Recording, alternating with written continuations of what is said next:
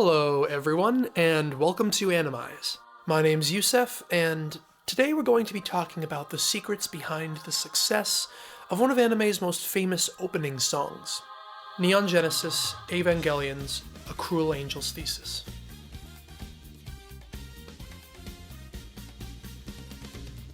While the song was performed by Yoko Takahashi and officially released under her name, a handful of industry members were behind the song's construction. Hidetoshi Sato composed the song, Toshiyuki Amori arranged it, and Neko Uekawa wrote the lyrics. A Cruel Angel's Thesis is one of, if not the most successful songs in anime history. So successful, in fact, that the lyricist, Neko Uekawa, claims to have received over, and brace yourself, 100 million yen in royalties annually since the song's release in 1995. That's over $800,000 a year. In fact, a recent survey found that karaoke goers even complained people sing it too much, over 20 years after its release. So what's so special about this song? Why does everyone know it so well? Well, it's my belief that what makes the song so great is its chorus. The chorus is huge, catchy, and completely satisfying. So let's do a musical analysis of why this chorus is so effective. If you do an harmonic analysis of the song, or simply use your ears, you'll notice a series of events in the verses that build huge anticipation towards the chorus. It's these events which make the chorus as powerful and as satisfying as it is. We're talking about the universal principle of tension and release, and that's what we'll be focusing on. Specifically, tension build-up in the verse and pre-chorus, and tension release in the chorus. In music, tension and release take form in melodies, chords, and rhythms, going from a place of instability to stability. And please note, tension and instability will be represented by the color red, and release and stability will be represented by the color blue. Let's listen to the major scale for a second.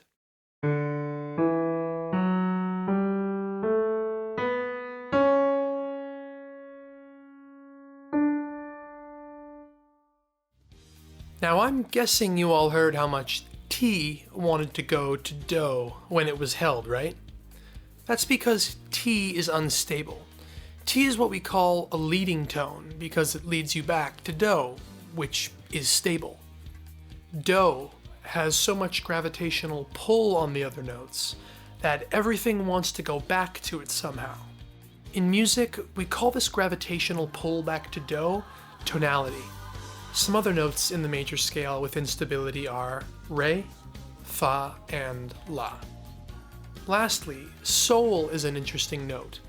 We call it the dominant. The dominant is peculiar because even though it's not necessarily unstable by itself, when it's made into a chord, it creates great instability, which requires resolution back to Do. Let's turn Sol into a chord for a second and see what happens. Notice anything interesting about the Sol chord? It contains mostly unstable notes, right?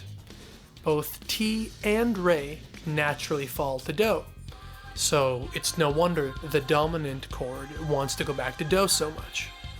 But wait a second. What happens if the dominant doesn't go back to the Do? In other words, what if tension is not resolved? When tension is not resolved, we get deception. Deception creates a feeling of unrest, prolonging, instability, and dissatisfaction, but not necessarily in a bad way. And therein lies the key to our analysis. Deception is creating the big tension buildup towards the chorus. So now, using these concepts of tension, release, and deception, let's analyze what's going on with our song here. And please note that in our song, the C minor chord represents Do, or the tonic, and the G chord represents the Sol, or the dominant. First off, the song starts with a short introduction, which uses the same catchy melody and chords as the chorus.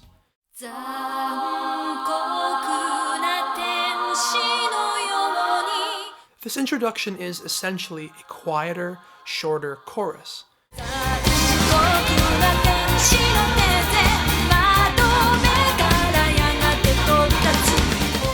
And since it's a quieter and shorter version of the chorus, it's only giving us a taste of the real chorus.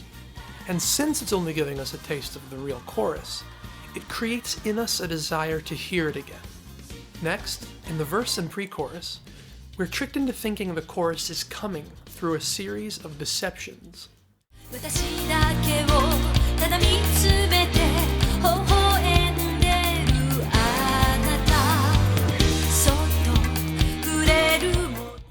These deceptions are created by not resolving the unstable chords to where our ears want them to go.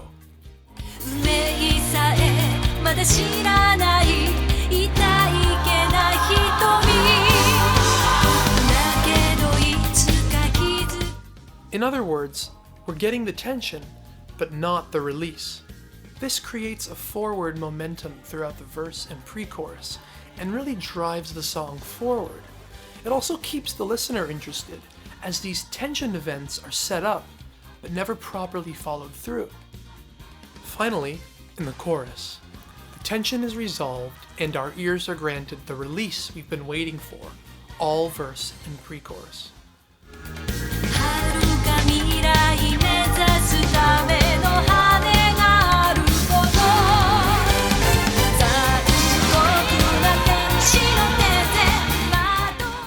The result is a chorus that perfectly delivers exactly what we've been anticipating. The object of our anticipation being the chorus at the intro and the fall from G major to C minor. So, what exactly did we learn from all of that? Well, to summarize, let's just break it down in the most easy way possible. By deceiving the listener and making them wait for what they want, what they've already heard, you not only generate incredible momentum throughout the piece, but actually instill within the listener the desire to hear the part you're holding out on, which amplifies the joy of eventually hearing it. And that's why this song is so good, because it does that really well. How you can use this technique yourself. For the non-theory nerds, when writing chord progressions in your songs, listen to where certain chords want to resolve.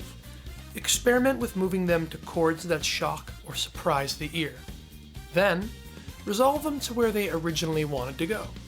For the theory nerds, deception is a really huge topic, but for starters, assuming you're in a major key, try moving from the 5 chord to the flat 2, the flat 3, the 4 minor, the flat 6, the flat 7, or really any combination of these chords, and then resolve to the 1.